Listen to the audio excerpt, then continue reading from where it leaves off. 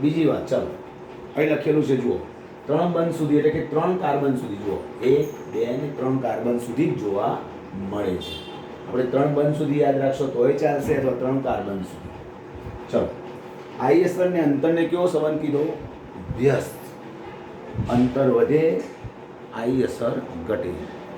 બીજું, આઈ અસરનું સરખામણી કરવી હોય ત્યારે આ સૂત્ર મેં લખ્યું છે. આઈ અસર માટે સરખામણી કરવી હોય, બે સંયોજન હોય તો કયામાં આઈ અસર વધારે અને કયામાં ઓછી, એ સરખામણી કરવી હોય તો આ સૂત્ર છે, એની આપણે હાલ પૂરતું નોંધ રાખીએ. પછી હું ઉદાહરણ લઉં છું. DNP યાદ રાખો, distance, number end power. Distance મતલબ અંતર, નંબર મતલબ સંખ્યા, અને પાવર મતલબ એની તાકાત, ક્ષમતા. ઇલેક્ટ્રોન ખેંચવાની ક્ષમતા અથવા તો ઇલેક્ટ્રોન દાન કરવાની ક્ષમતા. બે પ્રકારના હોય. જુઓ, કાર્બનિક સંયોજન સાથે એવો સમૂહ જોડાયો હોય કે જે ઇલેક્ટ્રોન આકર્ષક હોય. આ ઇલેક્ટ્રોન આકર્ષક હોય તો શું કરે? ઇલેક્ટ્રોન ખેંચવાવાળો સમૂહ શું કરે? પોતે ખેંચે તો કાર્બન શૃંખલા પર કયો ચાર્જ આવે? Positive charge. કાર્બન ઉપર પોઝિટિવ ચાર્જ. ત્યારે કાર્બન શૃંખલા, આ કાર્બન શૃંખલા છે એ કેન્દ્ર અનુરાગી તરીકે વર્તે છે. સોરી, ઇલેક્ટ્રોન અનુરાગી તરીકે વર્તે છે. જ્યારે કાર્બન ઉપર પોઝિટિવ ચાર્જ હોય ત્યારે તે ઇલેક્ટ્રોન અનુરાગી. કેમ? કારણ કે આને આ બધાની સારી જરૂર પડે. ઇલેક્ટ્રોનની શું વર્તાય? ઉણપ. માટે આ બધા ઇલેક્ટ્રોન અનુરાગી તરીકે વર્તે. કાર્બન શૃંખલા સાથે જ્યારે ઇલેક્ટ્રોન આકર્ષક સમૂહ જોડાય છે, કાર્બન શૃંખલા સાથે જ્યારે ઇલેક્ટ્રોન આકર્ષક સમૂહ જોડાય છે ત્યારે શું થાય છે બાળકો? કાર્બન શૃંખલા સાથે જ્યારે આ ઇલેક્ટ્રોન આકર્ષક કહેવાય છે એ જોડાય છે ત્યારે આ ઇલેક્ટ્રોન મેળવે તો કાર્બન ઉપર કયો ચાર્જ ક્રિએટ થયો? પોઝિટિવ. પોઝિટિવ મતલબ એમને ઇલેક્ટ્રોનની શું વર્તાય? ઉણપ. ત્યારે આખી શૃંખલા ઇલેક્ટ્રોનની ઉણપ વર્તાય છે અને તે ઇલેક્ટ્રોન અનુરાગી તરીકે વર્તે છે. મતલબ ઇલેક્ટ્રોન અનુરાગી, આમને ઇલેક્ટ્રોન જો મળતા છે તો ઝડપથી આકર્ષાશે. સમજી લો. તે જ રીતે જો ઇલેક્ટ્રોન દાતા સમૂહ જોડાયો હોય, જો આ છેલ્લે લખેલું ઇલેક્ટ્રોન દાતા, જે દાન કરે, કાર્બન શૃંખલાના ઇલેક્ટ્રોન શું કરે? દાન કરે. એવા જોડાયા હોય તો એ વખતે ઇલેક્ટ્રોન આપે તો કાર્બન શૃંખલા પર કયો ચાર્જ આવે? નેગેટિવ. નેગેટિવ. તો એ ઇલેક્ટ્રોનની ઘનતા વધી ગઈ, ઇલેક્ટ્રોન વધી ગયા. અને જ્યારે ઇલેક્ટ્રોન વધી જાય ત્યારે તે કેન્દ્ર અનુરાગી તરીકે વર્તે. બે શબ્દો. ઇલેક્ટ્રોન ઓછા પડે તો એ ઇલેક્ટ્રોન અનુરાગી, અને જ્યારે ઇલેક્ટ્રોન વધી જાય, ઋણ ચાર્જ આવે ત્યારે બીજાના કેન્દ્ર પ્રત્યે આકર્ષાય, પ્રોટોન પ્રત્યે આકર્ષાય, માટે એને કેન્દ્ર અનુરાગી કહેવાય.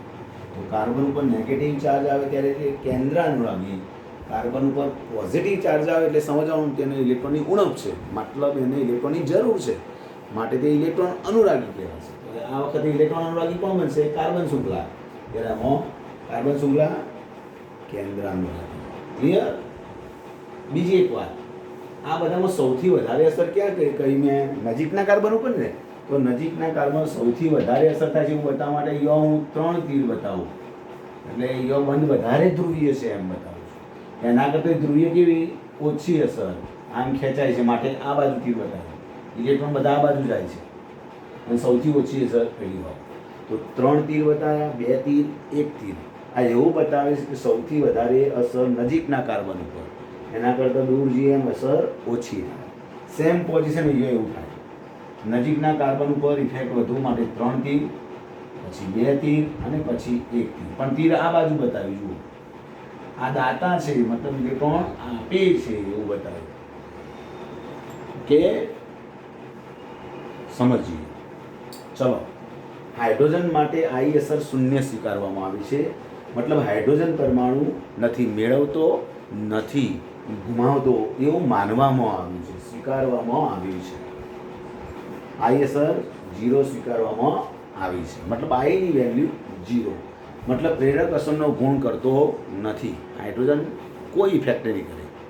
આ પ્રકારની કોઈ ઇફેક્ટ આપશે નહીં આપવાની, નહીં લેવાની. આ જ્યારે અસર ભણીએ પ્રેરક અસર, ત્યારે હાઇડ્રોજન માટે આઈ અસરનું મૂલ્ય 0 સ્વીકારવામાં આવ્યું અને તેની સાપેક્ષમાં બીજા પરમાણુ કે પરમાણુ સમૂહની કેવી અસર થાય છે તે નક્કી કર્યું. હાઇડ્રોજનની સાપેક્ષમાં હાઇડ્રોજનની આઈ અસર કેવી સ્વીકારવામાં આવી? 0. તેની સાપેક્ષમાં બીજા પરમાણુ કે પરમાણુ સમૂહ કેવી અસર કરે છે તે નક્કી કરવામાં આવે. એના આધારે બે પ્રકાર પડે, પ્લસ આઈ અસર અને માઇનસ આઈ અસર. પ્લસ આઈ અસર કોને કહેવાની? પ્લસ મતલબ દાન કરવું, માઇનસ મતલબ મેળવવું. ચલો, કાર્બન શૃંખલા સાથે જોડાયેલા સમૂહ ઇલેક્ટ્રોન દાન કરવાની વૃત્તિ, કાર્બન શૃંખલા સાથે જોડાયેલા સમૂહની ઇલેક્ટ્રોન દાન કરવાની વૃત્તિ હાઇડ્રોજન કરતો વધુ હોય તો જે પરમાણુ કે પરમાણુ સમૂહની ઇલેક્ટ્રોન દાન કરવાની વૃત્તિ હોય અને એ વૃત્તિ હાઇડ્રોજન પરમાણુ કરતો વધુ હોય, હાઇડ્રોજનની આઈ અસર શું? 0. એના કરતો દાન વધુ સારી રીતે કરે હાઇડ્રોજન કરતાં પણ, તો એ વધારે પોઝિટિવ બન્યો. દાન કરે, ઇલેક્ટ્રોન ગુમાવે ત્યારે કયો ચાર્જ આવે બાળકો? પોઝિટિવ. તો સિમ્પલ છે. તો દાન કરવાની વૃત્તિ હાઇડ્રોજન કરતાં વધુ હોય તો એને પ્લસ આઈ અસર તરીકે ઓળખી છે. એનો એક ક્રમ બતાવેલો છે, એ જરા જુઓ. આઈ અસરનો ક્રમ CH2 કાર્બન ઉપર નેગેટિવ છે, નાઇટ્રોજન ઉપર સંપૂર્ણ નેગેટિવ છે, ઓક્સિજન ઉપર સંપૂર્ણ નેગેટિવ, આ ઓક્સિજન ઉપર છે, આ COO સમૂહ છે. હવે જુઓ, હું જસ્ટ તમને કહું, આપણે આવર્તમાં ડાબેથી જમણી તરફ જઈએ. આવર્ત કોષ્ટક ભણ્યા છો છોકરો? ડાબેથી જમણી તરફ જઈએ, ડાબેથી જમણી તરફ આવર્ત કોષ્ટક, બરાબર ને? જ્યારે આવર્તમાં ડાબી બાજુથી જમણી બાજુ તરફ જાઓ છો, ડાબી બાજુથી જમણી, આ હાથ વધારે ઉઠાવશો, ડાબી બાજુથી જમણી બાજુ તરફ જાઓ છો એમ આ હાથ પાતળો થાય છે, મતલબ કદ ઘટે છે. કદ ઘટે એટલે ઇલેક્ટ્રોન આકર્ષવાની વૃત્તિ વધે. આપણે આવર્તમાં જુઓ, કાર્બન પછી શું આવે? નાઇટ્રોજન આવે, પછી ઓક્સિજન આવે.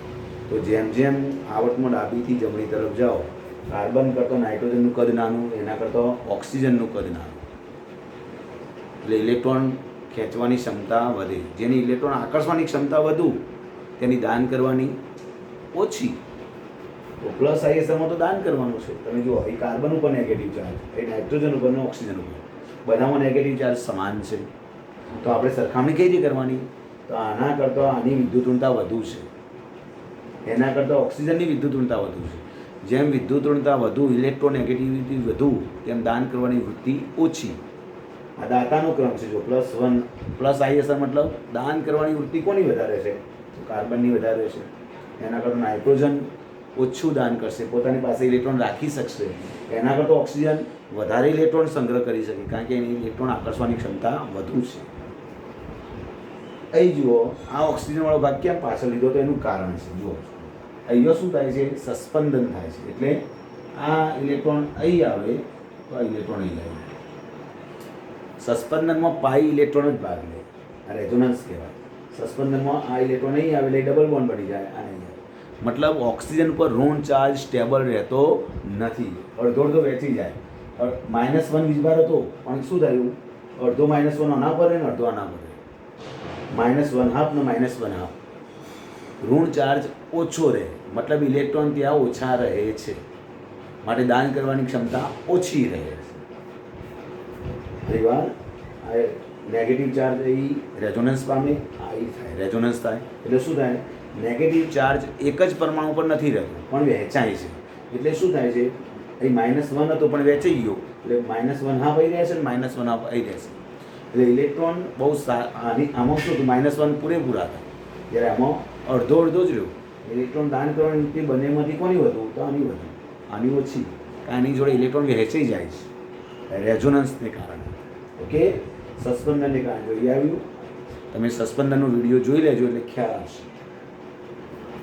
તો આ રેઝોનન્સના લીધે ઓછી. તો ફરીવાર, ઇલેક્ટ્રોનેગેટિવિટી અને દાન કરવાની વૃત્તિ વ્યસ્ત સંબંધ. ઇલેક્ટ્રોનેગેટિવિટી અને ઓછી માટે દાન કરવાની વૃત્તિ વધુ. ઓકે, આ એનો ઓર્ડર છે. પછી આ કન્ટિન્યુ છે ઓર્ડર કન્ટિન્યુ છે. આના પછી આ, એના પછી આ. જો અમે આ તીર લખેલું છે, આલ્કાઇલ સમૂહ છે. તૃતીયક આલ્કાઇલ સારી રીતે દાન કરે, એના કરતો દ્વિતીયક આલ્કાઇલ ઓછો, એના કરતો પ્રાથમિક, અને એના કરતો મિથાઇલ ઓછી દાતા છે. પ્લસ આઈ અસરનો ક્રમ બતાવે છે. પછી આ ટ્રિટિયમ છે, હાઇડ્રોજનના સમસ્થાનિકો. આ ટ્રિટિયમ, આ કન્ટિન્યુ છે. આના પછી આ ટ્રિટિયમ છે, ડ્યુટેરિયમ ને હાઇડ્રોજન છેલ્લું. છોકરો હું તમને એ કહું, અહીં જુઓ, આ તો સ્ક્રીનશોટ એક વખત પાડી દો, હું પછી સમજાવું છું થોડું, તમે સ્ક્રીનશોટ પાડી દો. ચાલો હવે મારે થોડું સમજાવવું છે કહ્યું. હવે આની બહુ આ તૃતીયક આલ્કાઇલ એટલે શું તમને એમ થતું છે, જરા જુઓ. તૃતીયક આલ્કાઇલ મતલબ આ થાય, એક કાર્બન બીજા 3 કાર્બન સાથે જોડાય, એનું નામ તૃતીયક આલ્કાઇલ. આ તૃતીયક આલ્કાઇલ કહેવાય. આ વચ્ચેનો કાર્બન આજુબાજુના 3 કાર્બન સાથે જોડાય, તૃતીયક સિચ્યુએશન કહેવાય. આ તૃતીયક કહેવાશે. દ્વિતીયક મતલબ એક કાર્બન બીજા 2 કાર્બન સાથે જોડાય. આ વચ્ચેનું કાર્બન બાકી છે બંધ બનાવવાનું, આ દ્વિતીયક કહેવાશે. આ દ્વિતીયક. અને પ્રાથમિકમાં એક કાર્બન બીજા એક જ કાર્બન સાથે જોડાય, આને બંધ બનાવવાનું બાકી. આ પ્રાથમિક, આ દ્વિતીયક અને આ પ્રાથમિક. અને છેલ્લો મિથાઇલ. તો આ તૃતીયક આલ્કાઇલની દાન કરવાની વૃત્તિ વધારે છે, એટલું યાદ રાખજો. જેટલા કાર્બન વધતા જાય એમ દાન કરવાની વૃત્તિ વધતી જાય છે, બરાબર ને? દાતા પરમાણુ સંખ્યા વધે, આમાં દાતા ઓછા. મિથાઇલ સમૂહ ઇલેક્ટ્રોનનો દાતા સમૂહ માનવામાં આવે છે. મિથાઇલ સમૂહ, આલ્કાઇલ સમૂહ, આર સમજી લો. મિથાઇલ સમૂહમાં 3 છે, માટે દાતા પરમાણુ 3 થયા, દાતા તરીકે સ્વીકારવામાં આવે છે મિથાઇલ. આ 3 દાતા પરમાણુ. આમાં કેટલા દાતા પરમાણુ? 2. આમાં એક જ મિથાઇલ. ઓકે. આલ્કાઇલ સમૂહ જેટલા વધુ તેમ પ્લસ આઈ અસર વધુ. પ્લસ આઈ અસર મતલબ ઇલેક્ટ્રોનનું દાન કરવું. દાન કરવું મતલબ સિગ્મા બંધના ઇલેક્ટ્રોનને પોતે ધક્કો મારવો, સામેની બાજુ ધક્કો મારવો. આ દાતાઓમાં એવું થાય, સામેની બાજુ ધક્કો મારે. આ બધા સામેની બાજુ ધક્કો મારે એટલે બધામાં કઈ અસર? કાર્બન શૃંખલામાં કયો અસર આવે? પ્લસ આઈ અસરના લીધે શું થાય? એક વાક્ય ઉમેરું તો ઉમેરી દઈએ આપણે આની અંદર. પ્લસ આઈ અસરના લીધે કાર્બન શૃંખલામાં ઋણ ભાર પ્રેરિત થાય છે. હું લખી દઉં જરા, જુઓ. ટ્રિટિયમ, ડ્યુટેરિયમ અને હાઇડ્રોજન. હું અત્યારે લખી દઉં છું. પ્લસ આઈ અસરના લીધે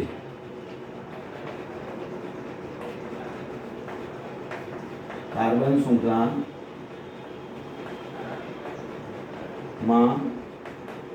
ઋણભાર પ્રેરિત થાય.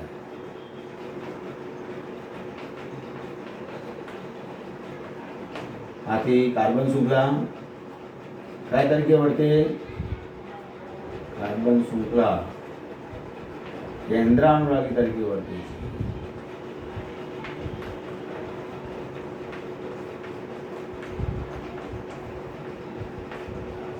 ચલો છોકરો, આ બધી નોંધ કરી લેજો, તમે સ્ક્રીનશોટ પાડી દો, પછી આપણે આગળ વધીએ છીએ. ઓકે, ચાલો બાળકો. ચલો બચ્ચો, આઈ અસરમાં બીજો પ્રકાર ભણીએ આપણે, માઇનસ આઈ અસર. તો કાર્બન શૃંખલા સાથે જોડાયેલા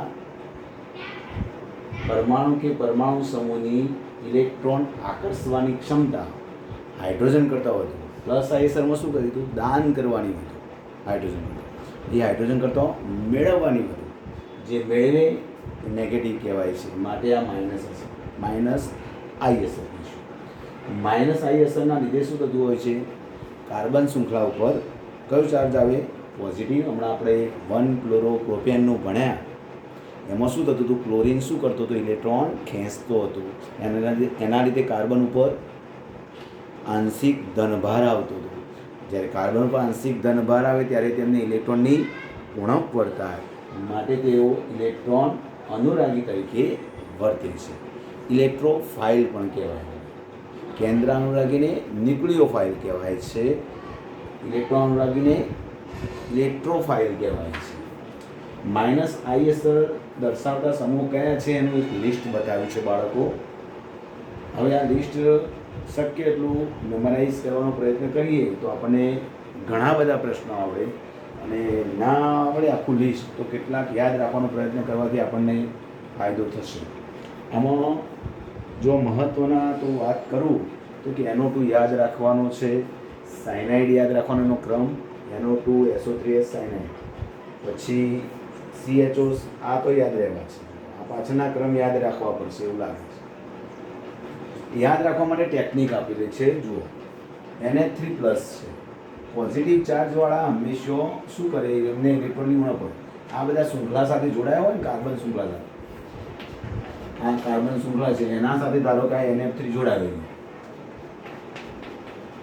પ્લસ ચાર્જ આવે, તો આ નાઇટ્રોજન જોડે ફ્લોરિન 3 છે એટલે સીધી વાત છે આ ખેંચતા હોય. નાઇટ્રોજન ઓલરેડી પોઝિટિવ છે એટલે એને ઇલેક્ટ્રોનની ઉણપ પડતા પાછા ખેંચતા, એટલે આના પર બહુ જ ઇલેક્ટ્રોન ખેંચવાની તાકાત આની બહુ જ હોય. આ બહુ તીવ્રતાથી એમ ખેંચે, એટલે ખેંચે એટલે શું થાય, આ બધા ઇલેક્ટ્રોન મેળવી જાય તો આના પર પોઝિટિવ ચાર્જ +2 ડેલ્ટા +3 ડેલ્ટા આમ ખેંચાય. હમણાં કહ્યું એ પ્રમાણે તો કાર્બન શૃંખલા પર કયો ચાર્જ આવે, પોઝિટિવ. તો સૌથી વધારે તાકાત NH3 ની, જેના પર પોઝિટિવ ચાર્જ નક્કર છે. તમે જો આ બધા નક્કર પોઝિટિવ, સંપૂર્ણ પોઝિટિવ, 100% પોઝિટિવ ચાર્જ છે. જ્યારે આમાં આંશિક ધન આવે, આમાં આંશિક ધન આવે, આ આંશિક ધનવાળા છે. જે આંશિક ધનવાળા છે પછી આવે, એના પછી તટસ્થ પરમાણુ આવે, પણ એની ઇલેક્ટ્રોનેગેટિવિટી જોવામાં આવે છે. ઓકે, ચલો પહેલાં કયા આવે, ઇલેક્ટ્રોન ખેંચવાની તાકાત સૌથી વધારે કોની, જે સંપૂર્ણ પોઝિટિવ છે એમની. તો સંપૂર્ણ પોઝિટિવનું લિસ્ટ આ છે. તો યાદ રાખવું કઈ રીતે, આ પ્રેક્ટિકલી નક્કી થયું એટલે યાદ રાખવું પડે. ના ફરહાન ના ઋતિક, ના ફરહાન ના ઋતિક ના શાહરૂખ ના હિમેશ, તેરા સુરૂરવાળો. ના ફરહાન ના ઋતિક ના શાહરૂખ ના હિમેશ.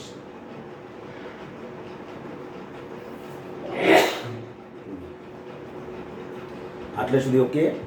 હિમેશનો H આવી ગયો, એમોનિયા ના, આ ના શબ્દ વધારવાનો છે.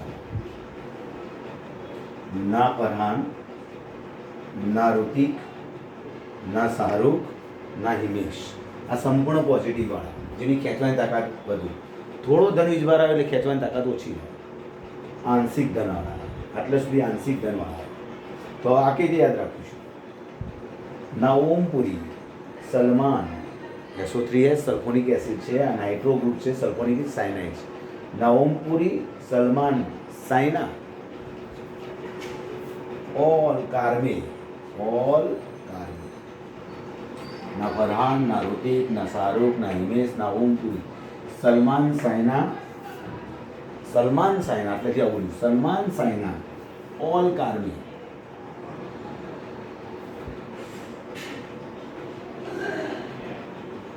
अथवा सलमान साइना अली की कार में, सलमान साइना अली की कार में, આવું પણ લખી શકાય.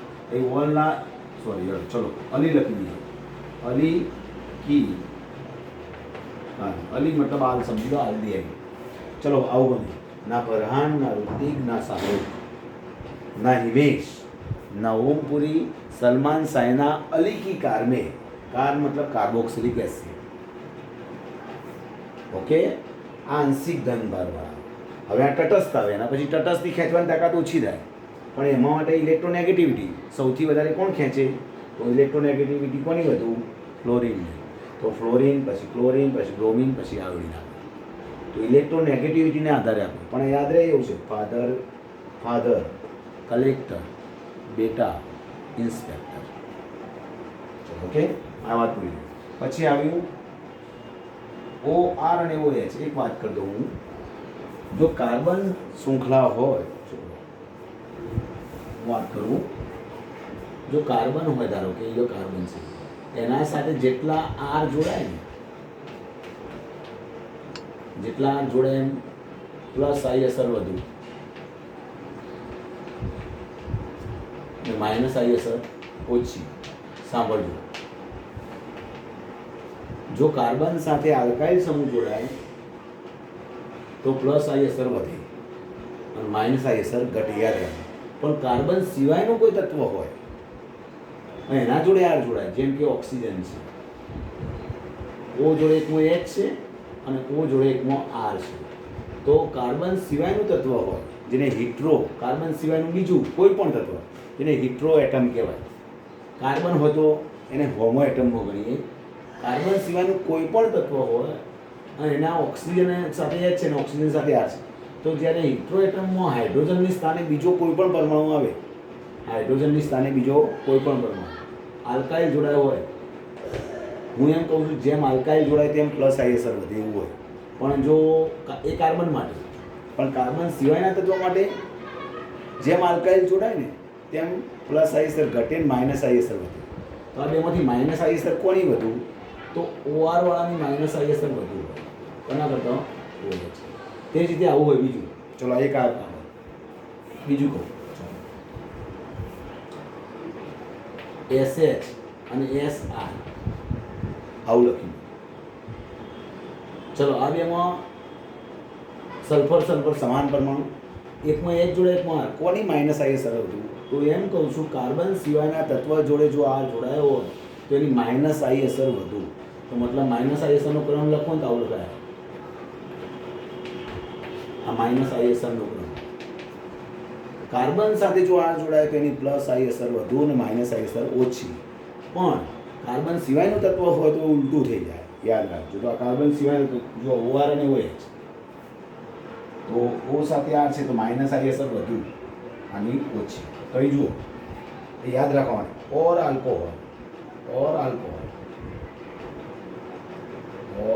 अल्कोहल की मम्मी अल्काइन नहीं है. की मम्मी शब्द વધારાનો છે.